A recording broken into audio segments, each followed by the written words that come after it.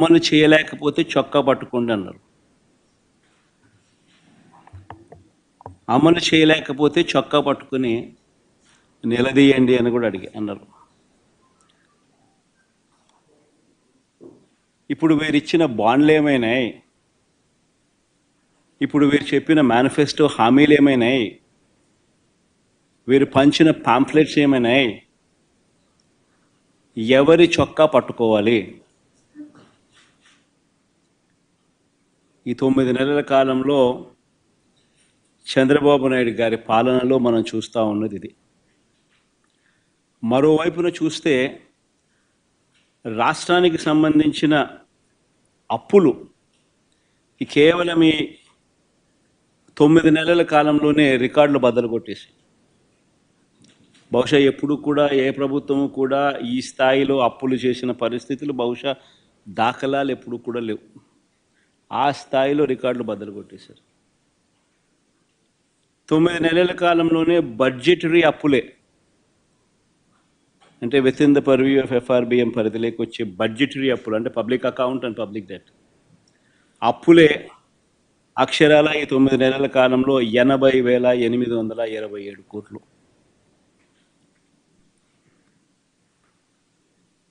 ఇవి కాక ఈ 9 నెలల్లోనే అమరావతి పేరు చెప్పి ఇప్పటికే తెచ్చిన అప్పులు, తేబోతున్న అప్పులు, ఈ రెండు మరో 52,000 కోట్లు.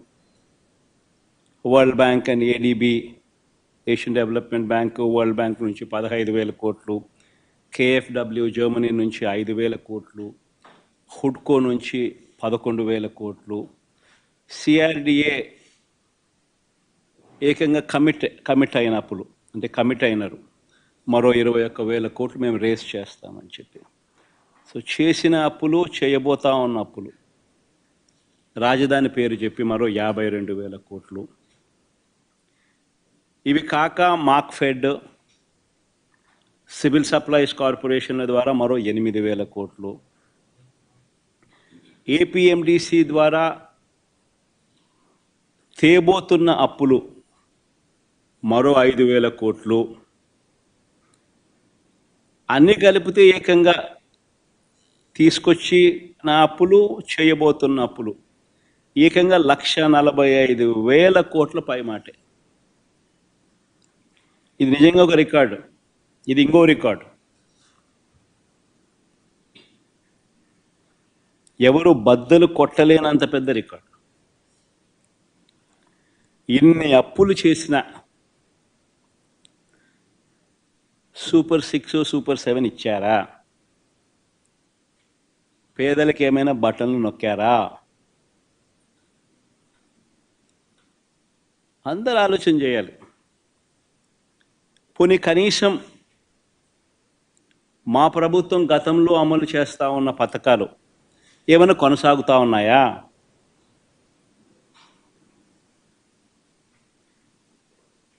సూపర్ 6 లేదు, సూపర్ 7 లేదు.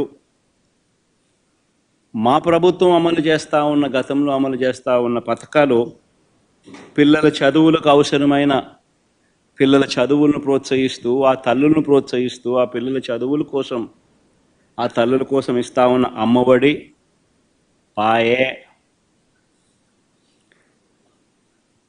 రైతన్నలకు తోడుగా నిలబడే రైతు భరోసా పథకం పాయే, వసతి దీవెన పాయే,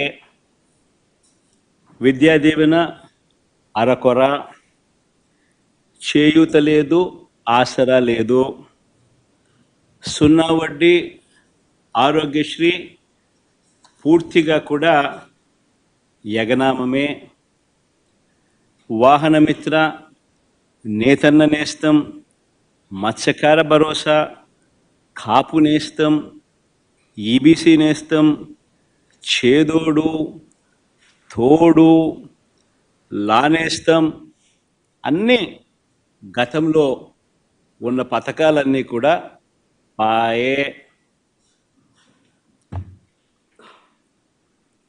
పిల్లలకు ట్యాబులు ఇచ్చే కార్యక్రమం కూడా పాయే.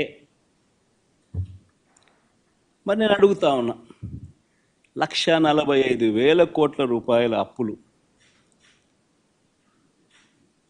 చేసినవి, చేయబోతున్నవి ఎవరి జేబీలోకి పోతా ఉన్నాయి?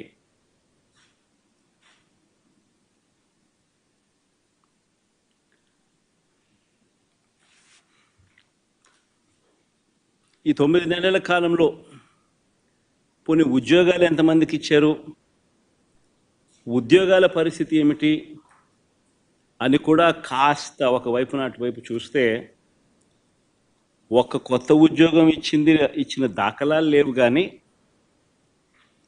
ఊడగొట్టిన ఉద్యోగాలు మాత్రం ఏకంగా 2,60,000 ఉద్యోగాలు, వాలంటీర్ల ఉద్యోగాలు పూర్తిగా తీసేశాడు. 18,000 మంది బ్రేవరీస్ కార్పొరేషన్లో 18,000 మంది వాళ్ళ ఉద్యోగాలు పాయే. 2,60,000 మంది వాలంటీర్ల ఉద్యోగాలు పాయే. బ్రేవరీస్ కార్పొరేషన్లో మరో 18,000 ఉద్యోగాలు పాయే. ఫైబర్ నెట్, ఏపీఎండిసి, ఫీల్డ్ అసిస్టెంట్లు, వైద్య ఆరోగ్య శాఖ, ఇలా ఆయా విభాగాలలో వేల సంఖ్యలో ఉద్యోగాలు పూర్తిగా తీసేశారు. ఇవన్నీ